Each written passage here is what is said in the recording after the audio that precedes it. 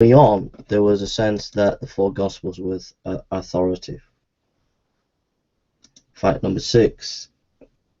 The Moratorium fragment lists 22 of the 27 New Testament books.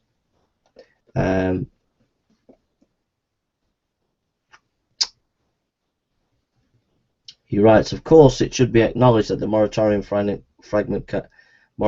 canon also seemed to affirm the Apocalypse of Peter. However, the author of the fragment immediately expresses that some have hesitation about this book. Those hesitations eventually won out, and the Apocalypse of Peter was never widely affirmed by the early church. It never earned a final spot in the canon. The fact that there was some disagreement during this time period over a few peripheral books should not surprise us.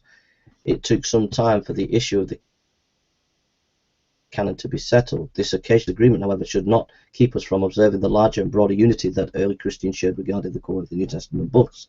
So the Moratorium fragment is basically saying very early on that out of the 27 books, 22 were firmly established and accepted. There was a few of the New Testament books that people were still discussing. But what that tells you is very early on there was a belief of the general core of the New Testament as accepted.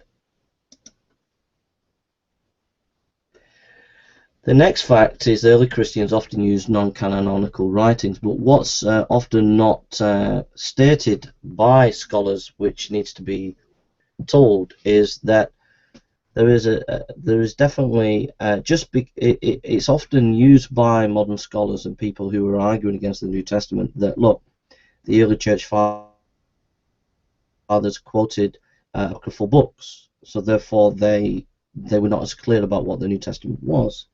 But J.A. Brooks, for instance, has observed that Clement cites the canonical books about 16 times more often than the apocryphal and patristic writings. When it comes to Gospels, the evidence is even better. Clement cites apocryphal Gospels only 16 times, where he cites just the Gospel of Matthew 757 times. In sum, Christians need to memorize the simple fact about the New Testament canon, says